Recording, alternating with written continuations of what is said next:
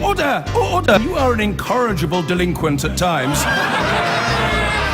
Behave yourself, man!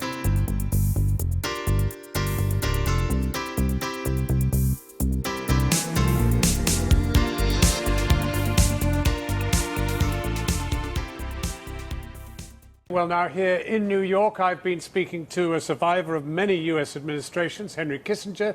At 93, he's candid, saying he has witnessed too many presidencies that have ended in disintegration, and he doesn't want to see another. We'll be hearing from him a little later. At the same time, new polling suggests that Trump's popularity has slumped to the lowest for an incoming president in 4 decades. However, Russian President Putin has come to his defense today, declaring the affairs of the Russian dossier to be a hoax. We're joined from Washington now by Kylie Morris. Kylie.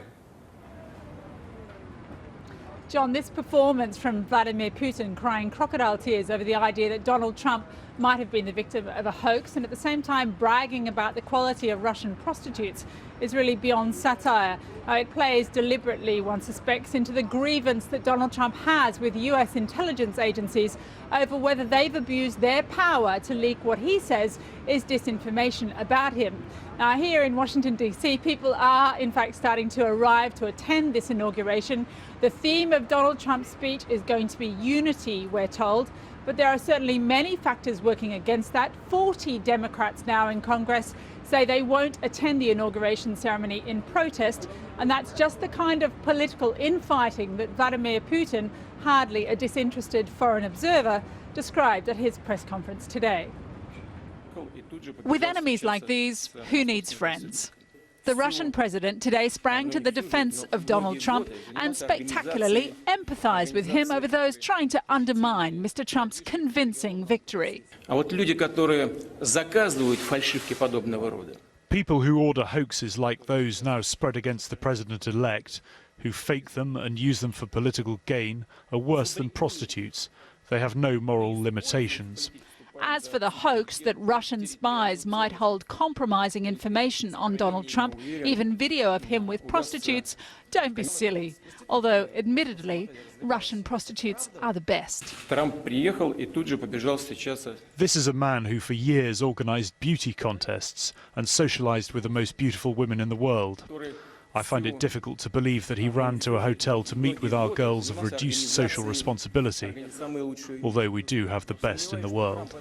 The unlikely embrace by Mr. Trump of the Russian leader and his simmering dispute with American intelligence agencies has even those in his own party trying to set the record straight. Vladimir Putin is the guy that has sent airplanes with precision weapons to strike hospitals in Aleppo, killing thousands of innocent men, women and children. He's a thug and a butcher. In his final days in office, Joe Biden has visited Ukraine to reassure President Poroshenko of America's commitment to the current sanctions regime. It's hard to hear, but when he's asked whether the next administration would make Ukraine a priority, the vice president replies, Hope springs eternal. Hope springs eternal.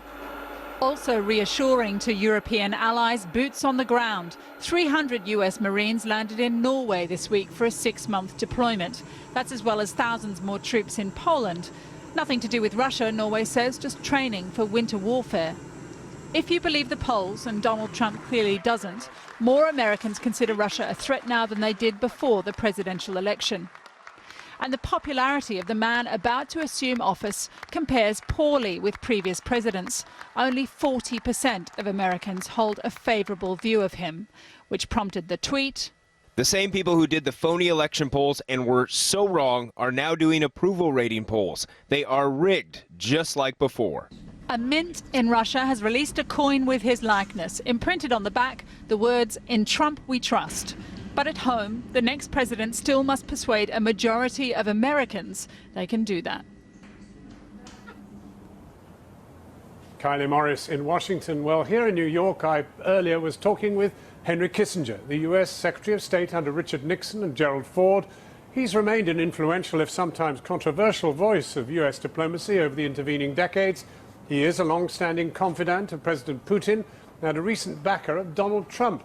I began by asking him about the relationship with Moscow and President Putin. Could he envisage a breakthrough? Well, I have argued for several years that a fundamental dialogue with Russia is essential. And I believe it is extremely important. I do not put the same emphasis on personal relations that some of the media do. But I mean, Gorbachev and Reagan had chemistry. Can you see Trump and Putin having chemistry? You know each of them. I mean, do you see them as potential? I know each of them. I can imagine them having chemistry. But my perception would be that Trump's approach is that of a negotiator of a deal. Putin's approach is that of a strategist attempting to define a new position for Russia.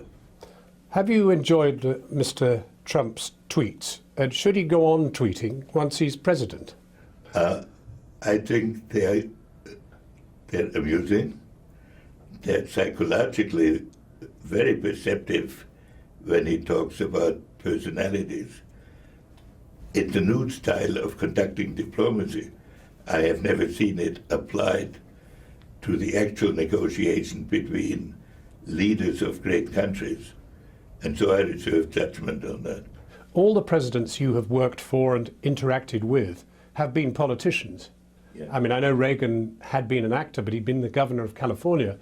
But this man has had no political experience at all. Aren't you scared? No, I'm not scared. It's a new experience. I, of course, never expected him to be president. The test will be not whether he's amusing, but whether he's substantial. And well, do you think he's substantial? I have to see what actually happens. I think he has an unusual opportunity, an almost unique opportunity. For this reason, much of the world and many of the leaders that I know, whatever they thought about Obama, were uneasy about the apparent withdrawal of the United States from international affairs. And they therefore developed a feeling about the importance of an American role. And therefore, a successor of Obama was going to get the benefit of countries wanting to re-engage America. You've been very kind today, really, to Mr. Trump. You've been pretty generous in his direction. Was it wise to compare the intelligence agencies with Nazi Germany, as he did? I do not agree with that, and I would not have recommended this if he had asked my opinion. Whatever the shortcomings of the intelligence agencies, they're not the shortcomings of Nazi Germany, which I experienced directly. Doesn't that make you want to sort of slightly question his judgment? Trump is a new phenomenon. And my attitude is influenced by the fact that I served in the Nixon administration and that I have seen a succession of American presidencies disintegrate. And I do not think we can afford another calamity. So I have urged my friends to try to give Trump a chance. He's been very dismissive of NATO and of the European Union. He doesn't like these blocs. And I'm wondering whether you think, with the world in the kind of tumult that it's in at the moment, whether this is a good idea for Britain to be leaving Europe, for Brexit to take place. I thought that in the world that is emerging, an autonomous Britain can play an unusually creative role. It gives Britain an opportunity to play its unique role as a bridge between America and Europe, and to stay in Europe on matters in which it can make its unique contribution while still acting in a historically distinctive manner. Dr. Kissinger, thank you very much indeed for talking to us. Here in Donald Trump's hometown, there is a palpable sense of both apprehension and expectancy 3 days before the inauguration. This city may not have voted for him en masse, but there's a recognition of the business qualities that a seasoned New York real estate mogul can bring to the role of commander-in-chief.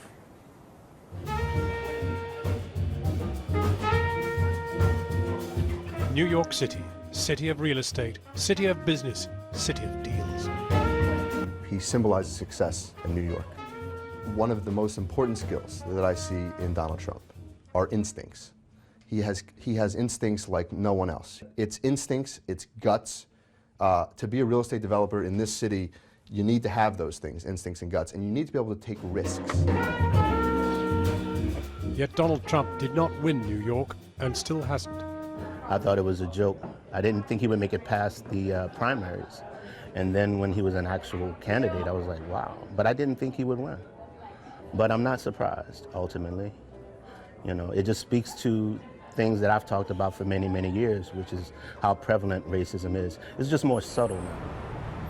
Two colliding voices, and in the middle, Trump and his towers. What it is that there's rent-stabilized tenants that you can't get rid of, or tenants that you can't buy off. Jason Meister, a property developer, worked for Trump's campaign. He says what some see as criticisms, he sees as strengths. What Trump does well is that he doesn't tell or foretell what his moves are going to be. I think he's not, you can't read him. And so I think that is a good skill set for a president to have. He's not going to tell our enemies what he's going to do next. Trump has been a developer here for 30 years or more, been bankrupt 6 times, and is both reviled and praised for what he's done. New Yorkers escaped the real estate spats and the skyscrapers by strolling above the busy streets on the High Line, the garden walk that has replaced the city's overhead railway. He isn't the person I voted for, but as Americans we have to come together and we have to try and help anybody in office. That's what the American way is. Well, we're waiting to observe and survive. We're wondering how you're feeling about your president to come on Friday. Not very good. Why so, sir? Well, I'm shocked that America has elected a president like Trump. He really does not represent most Americans.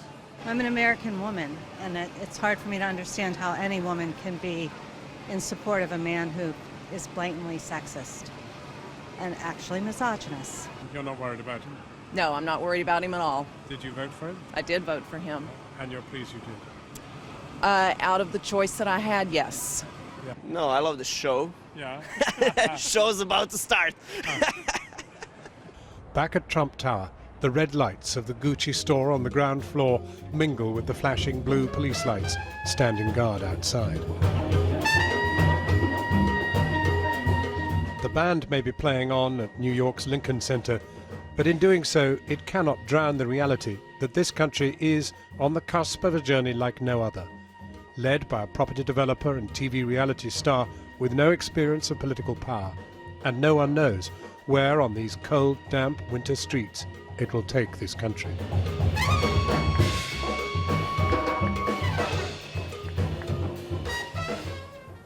New Yorkers on Donald Trump's accession to the presidency. Well, earlier tonight we heard the views of Henry Kissinger, but I've also been speaking with Graydon Carter, the nemesis of Mr. Trump, a man who's been chasing Trump for about 10 years trying to find out more about him. He's the editor of Vanity Fair magazine, and I asked him what sort of president he thinks Trump will make. Well, you sort of want him to be a great president because the country could use that now. I just don't think he has the capacity or the skill set to do that, and I think the first people that will realize that will be the people who supported him. I can't see what he's going to do with it, for them, given the people he has surrounded himself with. His ratings are looking terrible. I mean, can he get himself up again? Well, the country is really divided, and the only way he can become a successful president is by paying attention to the majority of people who voted for the other candidate. If he ignores them completely, he'll have a real rough time of it, and he'll go down. His popularity will decline because he can't bring, steel and coal jobs back to the Rust Belt states. They're non-existent now. So he's made a lot of promises, and he'll have trouble filling 50% of those, I suspect. One of the issues is that we thought the nearer the presidency he got, the quieter he'd become, but it's been quite the reverse. You don't know him that well. He is incapable of being quiet, I think. I know a friend, I've had dinner with him, and he's sort of entertaining in his own way. He never stops talking throughout dinner. There's nobody else gets a chance to say anything, and I think it's going to be that kind of administration as well, where he is the front man for every major decision. Well, in spite of the friction between you, I mean, he never liked the fact that you talked about his small hands and all the rest of it. You have been to see him recently, and I know that talk was off the record, but how did you find it? He came up to Condé Nast to talk to a number of editors, and it was off the record, which I thought we shouldn't have done it, or just not done it altogether. But he was very much in character. We used to have an expression describing him at Spy magazine in the 80s as a hustler on his best behavior. He tried very hard to win the room, and I'm not sure he succeeded. There is something pretty good in this for you, because after all, your magazine has put on figures ever since Trump got this close to the White House. Well, we reviewed a restaurant that's in Trump Tower. It's called the Trump Grill. I didn't even know it existed until recently. And we called it maybe the worst restaurant in America. And he tweeted that morning that the Vanity Fair was in trouble, that our numbers were off, and then I was a complete loser, and I was going to lose my job. And so we put this as a banner across our website, and we got 80,000 subscribers in 10 days, which is 100-fold over what we normally get during that period. But one thing's for sure, a president cannot go on feuding with the media the way Trump has. Well, they're not taking away his cell phone or his Twitter account, and he's like a child. He's going to continue doing it. This past week, just attacking two of the most respected Americans you can find out there, Meryl Streep and John Lewis, a living icon of the civil rights movement. That he would take after people like that, it means that nobody is off limits. How long do you think he'll last? I mean, as president or as a person? Well, president. I'd be surprised if it goes the full term, but I'm not good at predicting when it comes to Donald Trump. But it's unlikely that a man would walk away from the presidency just because he's worried about his business. I think that they're going to have to be very careful on the legalities of being president of the United States. I think that even his supporters will not accept him going too much beyond the bounds of what's already established. I think he's going to have to play, close to the law. Graydon Carter, the editor of Vanity Fair, and for more of an insight into an analysis into the mind of Donald Trump, Matt Fry's documentary Meet the Trumps is on Channel 4 at 10 o'clock tonight. Now, while we've been on air, there's been extraordinary development in Los Angeles. We don't know exactly what it is, but it has something to do with sex and an allegation. So I want to go to Kylie in Washington. Kylie, what do you make of it? Well, John, this is what we know so far. Gloria Allred, who's a very high-profile lawyer who normally acts on behalf of victims of sexual assault or sexual abuse, is about to hold a press conference. She has said that at that press conference she'll be introducing a woman who accuses Donald Trump of sexually inappropriate conduct. We don't know whether this is someone who's made these kinds of allegations before against Donald Trump or whether these are fresh allegations. So that is due to happen soon, we're told, in Los Angeles. Certainly after that reality TV tape came out where Donald Trump appeared to be bragging about sexual assault, there are as many as a dozen women who made public their claims or their stories that they had been sexually assaulted or sexually harassed by Donald Trump. He has always denied those claims and has admitted and apologized for the kinds of behaviors that he described in that reality TV tape about the things that you can do to women when you're famous. We don't know exactly the specific nature Kylie, we can of the claims that will be made today. Kylie, we can actually see live pictures coming from Los Angeles now. There we now see the woman coming into the room at the press conference, and it's about to begin. With that frustrating thought, we're going to have to come away from that story. It'll be online later from the Channel 4 News website.